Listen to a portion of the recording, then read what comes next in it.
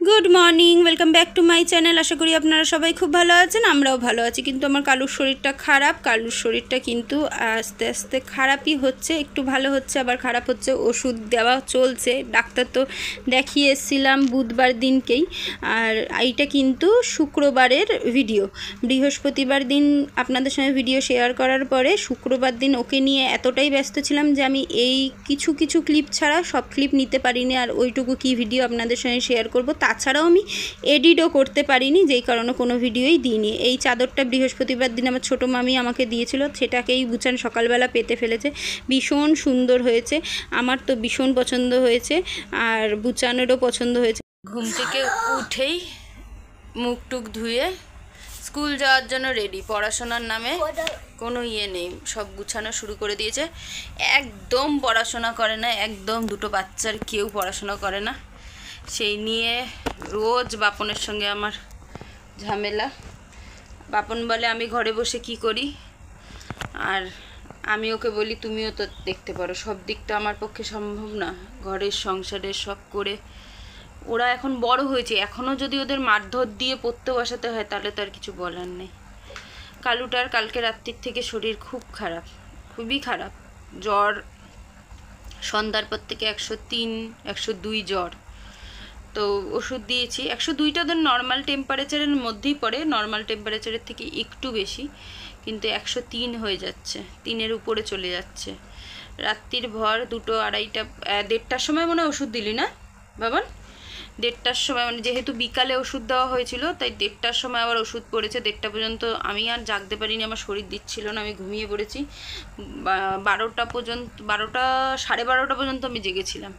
তারপরে বুচানি জেগেছিল, ওকে নিয়ে ওষুধ খাইয়েছে, চোখটা দিয়ে জল পড়ছে। ওষুধ খাইয়ে টাইয়ে, খাবার খাইয়ে ওষুধ খাইয়ে নিয়ে শুয়েছিল।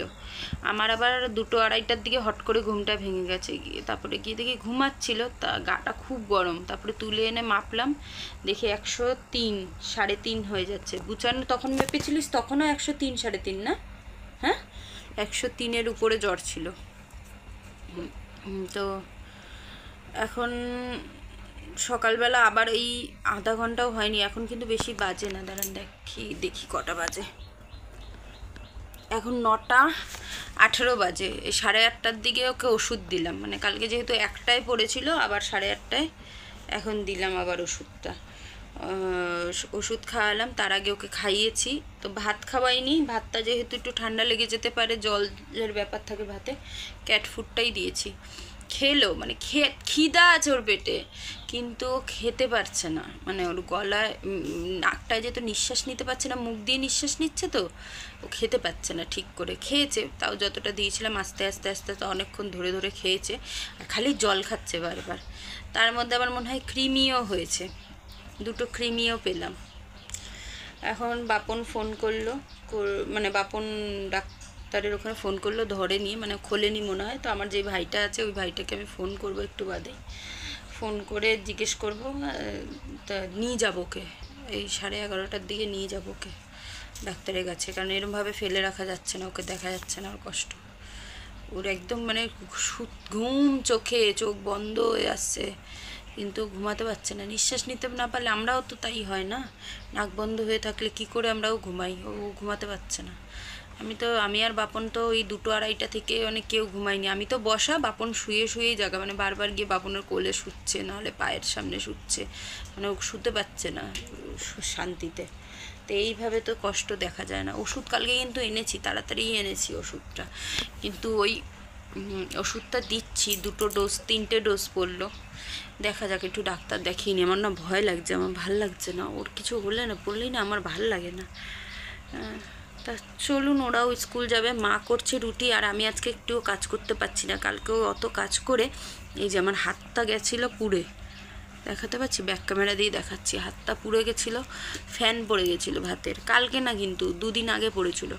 তো পরশু দিন যে ওকে ডাক্তারের কাছে নিয়ে গেলাম, ও আছড়ে তো একটুখানি ছাল তুলে দিয়েছিল, কালকে ঘষা লেগে পুরো ছালটা উঠে গেছে। এবারে ওই হাত নিয়ে রান্না করেছি, অতগুলো বাসন টাসন যত বেরিয়েছে, 3-4 বার বাসন বেরিয়েছে গামলা ভরে ভরে, সেগুলো মেজেছি। এবারে এই হাতটা এখন এত ব্যথা, মানে হাতটা নিচু করে এরকম ঝুলিয়ে রাখতে পারছি না, এত ব্যথা। কিছু করার নেই, কাজ তো করতে হবে। তো মা ওদের টিফিনটা তো মাই করে, মাই করছে, আমি উঠে গেছি তাও করছি না। আর হলো গিয়ে মাকে বললাম মাকে একটু বাসন কটা মাছ দে, আমি পাচ্ছি না, এখন যদি জল লাগাই মানে হাতটা মরে যাবো, কেটে বাদ দিতে হবে মনে হচ্ছে। এখন মনে হচ্ছে কি কেটে বাদ দিয়ে দিলে মনে শান্তি পেতাম। তা চলুন ওরা প্রজেক্টটা করুক, আমিও দেখি ওকে করি, রেডি করি। চাদরটা তো গুছান পাতলো সকালবেলায়, সব বার করে কে তো চাদরটা পেতেছে। ওই যে ওখানে কতগুলো জামা কাপড় সব ভুর করে রাখা হয়েছে, ওগুলো সব মেশিনে ঢুকাবো। এখনও ঘর দুয়ার ঝাড় দিইনি, ওদের এইসব কীর্তিকলাপ হয়ে যাক, তারপরে ঘর দুয়ার ঝাড় দেবো, এগুলোকে সব মেশিনে দেবো। আমার মেয়ে এটা করে দিল, আমার ছেলের স্কুলের প্রজেক্ট, মানে প্রজেক্টের উপরটা, আর খাতাগুলো ওই লিখেছে, ওই উপরটা করতে পারতো না, ও করে দিয়েছে। সুন্দর লাগছে না? বেশ সুন্দর হয়েছে, খুব সুন্দর হয়েছে মাম, খুব সুন্দর হয়েছে। এবার ভাইয়ের খাতাগুলো গুছিয়ে দিচ্ছে, আর আমি তো এই মহারাজের পিছনেই টাইম চলে যাচ্ছে আমার। আমি তো মহারাজের পিছনেই টাইম দিচ্ছি খালি। সকালবেলা 8টার সময় ওষুধ, 8:30টার সময় ওষুধ খাওয়ানো হয়েছে, এখন একটু জ্বরটা নেমেছে ওষুধ খেয়ে, কিন্তু একটুখানি নিচারটা নিতে পারছি নি কো আমার সোনুটা। ডাক্তারের কাছে যাব আমরা, যাবো চলে যাবো, এই তো খুললেই চলে যাবো। বাইরে বৃষ্টি হচ্ছে, বৃষ্টি মাথায় নিয়ে দাদার প্রাইজের নিয়ে জড়িয়ে ধরে চলে যাবো। তোর হ্যাঁ, জড়িয়ে ধরে নিয়ে চলে যাবো আমার সোনাকে। কষ্ট পাচ্ছে গো। তো কালুর যেহেতু শরীর খারাপ, রান্না বান্নাও কিছু করিনি। এইটা মা পাঠিয়েছে ডাটার তরকারি, লোটে মাছ ফ্রিজে ছিল, বৃহস্পতিবারের ডাল ছিল, মাছ ছিল, সবার খাওয়া হয়ে গেছে। এখন আমি আর বুচানি খেতে বসেছি। আর আমার শাশুড়ি মা করেছিল হলো শিউলি পাতার বড়া, সেটা কিন্তু বেশ ভালো লাগে লঙ্কা দিয়ে মেখে গরম ভাতে। তো এখন আমি আর মেয়ে খেতে বসেছি। আর দাঁড়ান আপনাদের একটা জিনিস দেখাই, এই যে আমার শাশুড়ি মা আজকে বাসন কোসনগুলো সব মাজছে, কারণ আমার হাতে যে ফ্যান পড়ে পুড়ে গেছিলো সেটা দিয়ে এখন কষ বেরোচ্ছে। মানে বৃহস্পতিবার দিয়ে প্রচুর বাসন মেজেছি তাই জন্য। আর ওই যে ওইখান দিয়ে দেখুন আমার যে কলা গাছের একটা ঝাপড়া ছিল সেটা কিন্তু কেটে দেওয়া হয়েছে। 3টে গাছ রয়েছে, বড় একখানা থোড় পেয়েছি, এখান থেকে এই 2টো থোড় আমার শাশুড়ি মা তার বান্ধবীদের দেবে। এখানে আমার বাড়ি, আমাদের সব, মানে আমার ঘরের, আমাদের বাড়ির সবার থোড় রয়েছে, কলা হয়ে গেছে মোচায়, সেগুলোও রয়েছে। Good morning, welcome back to my channel. আশা করি আপনারা সবাই খুব ভালো আছেন, আমরাও খুব ভালো আছি। আজকে কিন্তু নেক্সট ডে, ব্লগটা একদম কন্টিনিউ করতে পারিনি, আজকে আবার ব্লগ শুরু করলাম। কালকে তো মানে কালকের ব্লগটা কন্টিনিউ করতে পারিনি। কালকে তো কালুর শরীর খুব খারাপ ছিল, খাওয়া দাওয়ার পর থেকে কালুকে নিয়েই ছিলাম।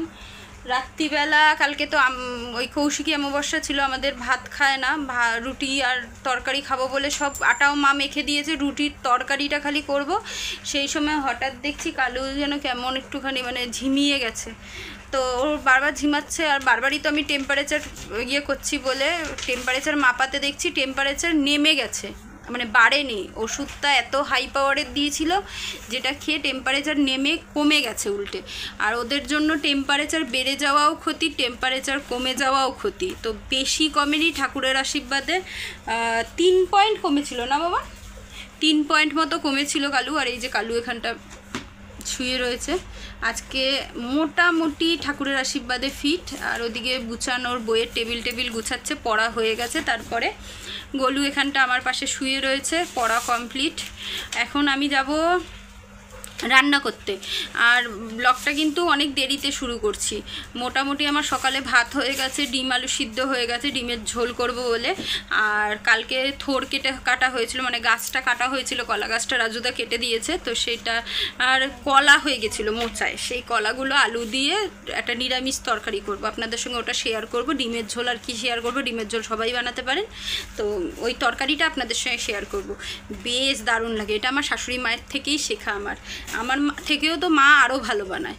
তা চলুন এখন রান্না বান্নায় হাত দিই। আর সকালবেলা ওই ভাত আর ডিম সিদ্ধটা করে আমি দোকানে গেছিলাম। পুজো যেহেতু আর 1 মাস বাকি, পুজোর কাজ কিন্তু মোটামুটি শুরু হয়ে গেছে। 1 মাস আগে থেকেই কিন্তু যে সব পার্লারেই মোটামুটি চুল টুল কাটা স্টার্ট হয়ে যায়। তা আমারও তাই শুরু হয়েছে, টুকটুক করে হচ্ছে। তা আজকে একটা কাটিং ছিল, সেটাই করতে গেছিলাম। করে টোরে এসে তারপরে চা খেলাম, মা এসেছিলো আমার সঙ্গে, ওগুলো আর কিছুই আপনাদের সাথে শেয়ার করিনি। চাটা খেয়ে তারপরে মা চলে গেল, আজকে মা থাকবে না, কোনো মতেই রাখতে পারলাম না, চলে গেল। তো এখন আমি রান্না বসবো। আর মার জন্য কলার তরকারি করে বলেছিলাম নিয়ে যাও, বললো না নেবো না, তুই করে রাখিস, রাত্রিবেলা দোকান যাবি যখন নিয়ে যাবি, কালকে খাবো। মানে কালকেও তার মানে আমার বাড়িতে আসবে না, চিন্তাভাবনা রয়েছে। যাই তো যাই হোক, চলুন আমিও যাই এবারে রান্নার দিকে, রান্নাবান্নাটা সারি, তারপরে আবার আপনাদের সঙ্গে বকবক করছি।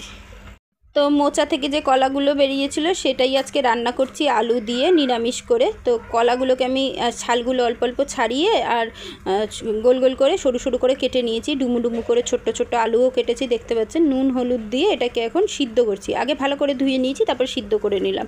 তারপরে কড়াইয়ে তেল গরম করে ফোড়নে দিলাম সাদা জিরে আর শুকনো লঙ্কা।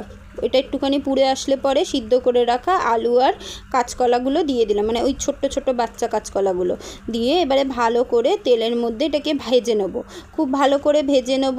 আর সিদ্ধতে তো আর্ধেকই সিদ্ধ হয়ে গেছে। এই তরকারিটা কিন্তু নিরামিষভাবে করলেও ভীষণ টেস্টি লাগে, আর এটা আমার শাশুড়ি মায়ের থেকেই মেন শেখা। তো এবারে দিয়ে দিলাম জিরা বাটা, কাঁচা লঙ্কা বাটা আর আদা বাটা একসঙ্গে পেস্ট করে নিয়েছি, সেটাকেই দিয়ে আবার ভালো করে একটুখানি কষিয়ে নেব। খুব একটা মশলা লাগে না, কিন্তু গরম ভাতে ঘি গরম মশলা দিয়ে এই তরকারিটা করলে পরে গরম ভাতে কিন্তু খেতে ভীষণ ভালো লাগে। আর প্রত্যেকবার মাই করে, এবার বললাম মা আমি করি, তো মা বললো ঠিক আছে করো, আর আপনাদের সঙ্গেও তাহলে আমি রেসিপিটা শেয়ার করতে পারবো, মেন কথা। তারপরে দিয়ে দিলাম নুন, হলুদ, লঙ্কার গুঁড়ো, জিরের গুঁড়ো, আর লঙ্কার গুঁড়োটা একটু বেশি দিলাম, যেহেতু আমরা একটু ঝাল ঝাল তরকারি খাই, আর গোলু ঝাল খেতে পারে না, আর গোলু এইসব তরকারি খায়ও না, তাই জন্য একটু ঝাল দিয়েই করলাম। আর বুচান আমাদের সঙ্গে খেতে খেতে বুচানও কিন্তু এখন ঝালের তরকারি খাওয়া শিখে গেছে, যেহেতু ও একটু বড়ও হয়েছে। তো এটাকে ভালো করে এখন কষাতে থাকবো, খুব ভালোভাবে কষিয়ে নিচ্ছি। চলুন, তো এই যে দেখতেই পাচ্ছেন কষে গেছে, তেলও ছেড়ে এসছে, কিন্তু এবারে উপর থেকে একটু চিনি ছড়িয়ে দিচ্ছি, চিনি দিয়ে আবার একটুখানি নাড়াচাড়া করে নিচ্ছি। আর চিনিটা আমি প্রথমেই দিতে ভুলে গেছি, মা আবার আমাকে মনে করিয়ে দিল, মানে যখন মশলাগুলো দিয়েছিলাম তখনও চিনিটা দিয়ে দেওয়া যায়, তো মা মনে করিয়ে দিল, মানে শাশুড়ি মা, তাই জন্য আমি আবার চিনি দিয়ে এটাকে আবার একটুখানি নাড়াচাড়া করে নিলাম। এবারে দিয়ে দিচ্ছি পরিমাণ মতো জল, মানে এটা কিন্তু মাখা মাখা হবে, গা মাখা, বেশি ঝোল হবে না, তাই ঝোলের পরিমাণটা খুব বেশি দিলে হবে না, মানে যেটুকু আর সিদ্ধ হওয়া বাকি আছে সেটুকু খালি সিদ্ধ হয়ে গা মাখা হয়ে গেলে পরেই আমার তরকারি কিন্তু রেডি হয়ে যাবে। তো এই যে দেখতেই পাচ্ছেন পুরো জলটা টানিয়ে নিয়েছি, একদম গা মাখা হয়ে গেছে। এবারে কিন্তু ঘি গরম মশলা দিতেই হবে, কারণ নিরামিষভাবে করলে এটা যদি একটু ঘি গরম মশলা না পড়ে খেতে কিন্তু ভালো লাগবে না। তো ঘি আর গরম মশলা দিয়ে দিচ্ছি, আর এটা আমি শাহি গরম মশলাই দিলাম, আর উপর থেকে একটুখানি ঘি ছড়িয়ে দেবো। তো সামান্যই একটু ঘি দেবো, খুব বেশি দেওয়ার দরকার নেই। আর অনেকে কিন্তু এটাকে পুরো ঘিয়েও রান্নাটা করে, মানে তেলের বদলে। আমি আবার ঘি আর তেল দুটো মিশিয়েই করি, অত ঘি দিয়ে রান্না করি না। তো এই যে আমার রেসিপি হয়ে গেছে, আর আজকের ভিডিওটা এটুকুই, দেখা হচ্ছে নতুন